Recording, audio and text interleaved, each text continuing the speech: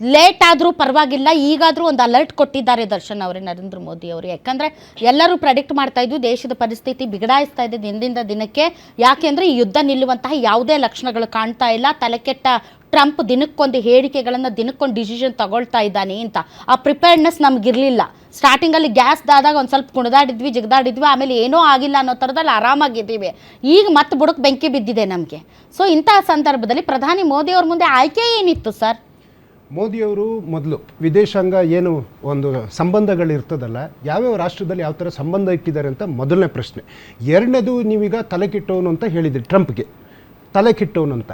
ಒಂದು ದೇಶದ ರಾಜಕೀಯ ವ್ಯವಸ್ಥೆ ಒಳಗೆ ನುಗ್ಗೋದವ್ರು ಯಾರು? ಇದೇ ನರೇಂದ್ರ ಮೋದಿಯವರು. ಹೌಡಿ ಮೋದಿ, ನಮಸ್ತೆ ಟ್ರಂಪ್ ಅಂತೇಳಿ ಆ ದೇಶದ ಅಧ್ಯಕ್ಷನ ಚುನಾವಣೆ ಉಸಾಬರಿ ಹೊತ್ತವ್ರು ಇವರು.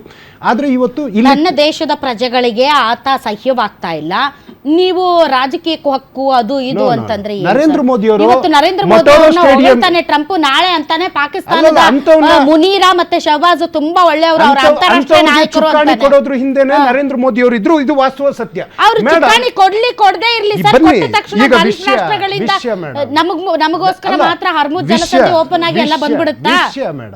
ಮೇಡಮ್, ಇವತ್ತು ನರೇಂದ್ರ ಮೋದಿ ಅವರ ಭಾಷಣಕ್ಕೆ ಬರೋಣ. ಅದೇ ವಿಚಾರ ಅಲ್ವಾ ಚರ್ಚೆ?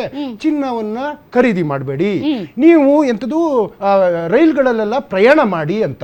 ನರೇಂದ್ರ ಮೋದಿ ಸಾಹೇಬ್ರೆ, ನೀವೇನಾದ್ರು ನೆಲಮಂಗಲ ಅಥವಾ ಇನ್ಯಾವುದಾದ್ರು ಚುನಾವಣೆಗಳಿದ್ದಾಗ ಬೆಂಗಳೂರಿಗೆ ಬಂದು ಎತ್ತಿನ ಗಾಡಿಲಿ ಹೋಗಿ, ನೀವು ಆದರ್ಶ ಆಗಿ ಡೆಲ್ಲಿಯಿಂದ ಬರ್ಬೇಕಾದ್ರೆ ರೈಲಲ್ಲಿ ಬನ್ನಿ, ವಿದೇಶಕ್ಕೆ ಹೋಗ್ಬೇಕಾದ್ರೆ ಹಡಗಲ್ ಹೋಗಿ. ನಿಮ್ಮ ಮಾತು ನಾವು ಕೇಳ್ಬೇಕಂದ್ರೆ ಸೆವೆಂತ್ ಟ್ರಿಪ್ ಹೋಗ್ತಾ ಇದ್ದಾರೆ,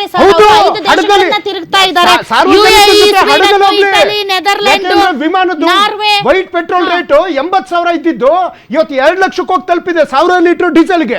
ನಾಳೆ ಸಿಮೆಂಟು ಮತ್ತೆ ಏನು ಕಬ್ಬಿಣದ್ದು ರೇಟ್ ದರ ಜಾಸ್ತಿ ಆಯ್ತು. ಮೋದಿ ಅವರು ಅಂದ್ರೆ ಹೇಳ್ತಾರೆ, ನಮ್ಮ ಪುರಾತನ ಇವರೆಲ್ಲ ಗುಹೆನಲ್ಲಿ ವಾಸಿಸ್ತಾ ಇದ್ರು, ನೀವೊಂದು ಗುಂಡಿ ತೋಡ್ಕೊಂಡು ಅಲ್ಲಿ ಬದುಕಿ ಅಂತ ಹೇಳ್ತಾರೆ. ನಾಳೆ ಟೆಕ್ಸ್ಟೈಲ್ ಎಲ್ಲ ಮುತ್ತಾ ಹೋದಾಗ, ಅಯ್ಯೋ ಬಟ್ಟೆ ಎಲ್ಲ ಪುರಾತನ ಕಾಲದಲ್ಲಿ ಸೊಪ್ಪೆಲ್ಲ ಸುಟ್ಕೊಂಡು ಓಡಾಡ್ತಾ ಇದ್ರು, ಅದನ್ನ ಮಾಡಿ ಅಂತ ಹೇಳ್ತಾರೆ. ಇವ್ರು ಹೇಳ್ತಾರೆ ಇನ್ನೇನು, ಚಿನ್ನ ಖರೀದಿ ಮಾಡ್ಬೇಕು. ನನಗಿರುವಂತ ಕೋಪ ಏನ್ ಗೊತ್ತಾ ಸರ್, ಇಷ್ಟು ಪಂಚರಾಜ್ಯಗಳ ಚುನಾವಣೆ ಆಯ್ತಲ್ಲ ಸರ್, ರ್ಯಾಲಿಗಳು ಮಾಡಿದ್ರು, ಅದು ಮಾಡಿದ್ರು, ಇದು ಮಾಡಿದ್ರು, ಎಷ್ಟೆಲ್ಲ ಖರ್ಚು ಮಾಡಿದ್ರು ಸರ್. ಆವಾಗ ದೇಶದ ಆರ್ಥಿಕ ಪರಿಸ್ಥಿತಿ ಜ್ಞಾಪಕ ಬಂದಿಲ್ವಾ?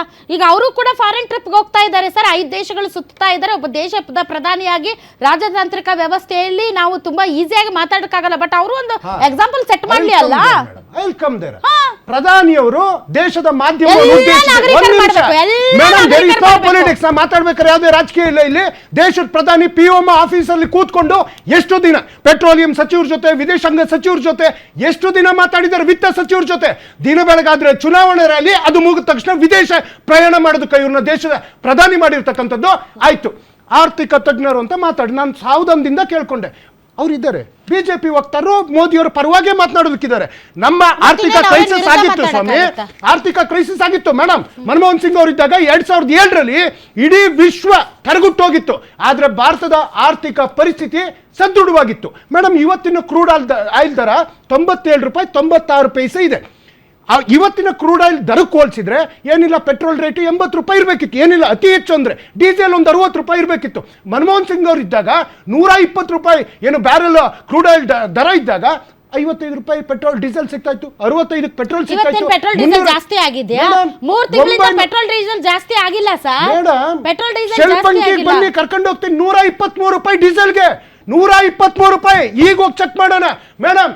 993 ರೂಪಾಯಿ ಗ್ಯಾಸು, ಕಮರ್ಷಿಯಲ್ ಸಿಲಿಂಡರ್ ಏರಿಕೆ ಮಾಡಿದ್ರಲ್ಲ, ಏರಿಕೆ ಮಾಡಿ ಇವರು ಯಾವ್ದಾದ್ರು ಏನ್ ಚಾಯ್ಸ್ ಏನಿತ್ತು ಸರ್? 3 ತಿಂಗಳು ಅಬ್ಸರ್ವ್ ಮಾಡ್ಕೊಂಡಿದಾರಲ್ಲ, ಇನ್ನು ಏನು ಸರ್? ಒಂದೊಂದು ಡಾಲರ್ ಮ್ಯಾಟರ್ಸ್ ಸರ್, ಒಂದೊಂದು ಡಾಲರ್. ನಾವು ನಿಮ್ಗೆ ಗೊತ್ತಿರುವ ಹಾಗೆ ಯಾಕೆ ಈ ಫಾರಿನ್ ಎಕ್ಸ್ಚೇಂಜ್ ರಿಸರ್ವ್ಸ್ ಮ್ಯಾಟರ್ಸ್ ಅಂತ ಅಂದ್ರೆ, ಎಲ್ಲದಕ್ಕೂ ಡಾಲರ್ ಬೇಕು. ಈಗ ತೈಲಕ್ಕೆ ಡಾಲರ್ ಬೇಕು, ಎಲೆಕ್ಟ್ರಾನಿಕ್ಸ್ ಡಾಲರ್ ಬೇಕು, ಡಿಫೆನ್ಸ್ ಇಂಪೋರ್ಟ್ಸ್, ಗೋಲ್ಡ್, ಫರ್ಟಿಲೈಸರ್ ಮತ್ತು ಎಡೇಬಲ್ ಆಯಿಲ್, ಅಡುಗೆ ಎಣ್ಣೆ ಎಲ್ಲವನ್ನು ಕೂಡ ನಾವು ಡಾಲರ್ ಬೆಲೆಯಲ್ಲಿ ಖರೀದಿಸ್ತೀವಿ. ಹಾಗಾಗಿ ಪರ್ಟಿಕ್ಯುಲರ್ ಈ ವಿಚಾರಗಳಲ್ಲಿ ನೀವು ಮಿತವ್ಯಯ ಮಾಡಿ, ಉಳಿತಾಯ ಮಾಡಿ ಉಳಿದ್ರೆ $1 ಇಂಪಾರ್ಟೆಂಟ್. ಈ ದೇಶದಲ್ಲಿ ಏನಾದ್ರೂ ಘಟನಾವಳಿಗಳ ಆದ್ರೆ ಅದಕ್ಕೆ ನೆಹರು ಕಾರಣ ಆಗ್ತಾ ಇದ್ರು, ಅಥವಾ ಮನಮೋಹನ್ ಸಿಂಗ್ ಅವರಿದ್ದಾಗ ಮನಮೋಹನ್ ಸಿಂಗ್ ಅವ್ರು ಕಾರಣ ಆಗ್ತಾ ಇದ್ರು, ಕಾಂಗ್ರೆಸ್ ಕಾರಣ ಆಗ್ತಾ ಇತ್ತು. ಇವತ್ತು ನೀವು ಎಲ್ಲದಕ್ಕೆ ಏನ್ ಹೇಳ್ತಾ ಇದ್ದೀರಾ? ಅಂತಾರಾಷ್ಟ್ರೀಯ ಮಾರುಕಟ್ಟೆ, ಡಾಲರ್ ಮತ್ತಿನ್ನೊಂದು ಹೇಳ್ತಾ ಇದ್ರಿ. ಅವತ್ತೇನಾದ್ರು ₹1 ಪೆಟ್ರೋಲ್ ದರ ಏನಾದ್ರು ಜಾಸ್ತಿ ಆಯ್ತು ಅಂದ್ರೆ ದೆಹಲಿ ಜಂತರ್ ಮಂತರ್ಗೆ ಎತ್ತಿನ ಗಾಡಿ ಸಮೇತ ಬರೋರು, ಸ್ಮೃತಿ ಇರಾನಿ ಸಿಲಿಂಡರ್ ಹೊತ್ಕೊಂಡ್ಬರೋರು. ಇವತ್ತು ₹965 ಮನೇಲಿ ಬಳಸೋ ಗ್ಯಾಸಿನ ದರ ಏರಿಕೆ ಆದ್ರೆ ಏನು ಉತ್ತರ ಕೊಡ್ತಾ ಇದ್ದಾರೆ ನಮ್ಮ ವಿತ್ತ ಸಚಿವರು? ಮೇಡಮ್, ದೇಶದ ಪ್ರಧಾನಿಗೆ ದೇಶದ ಬಗ್ಗೆ, ದೇಶದ ಜನರ ಬಗ್ಗೆ ಕಳಕಳಿ ಇರಬೇಕು. ಚುನಾವಣೆಗೋಸ್ಕರ ಇವ್ರು ಪ್ರಧಾನಿ ಮಾಡಿಲ್ಲ, ದೇಶದ ಬಗ್ಗೆ ಎಷ್ಟು ದಿನ ಚಿಂತೆ ಮಾಡಿದ್ದಾರೆ. ಮೇಡಮ್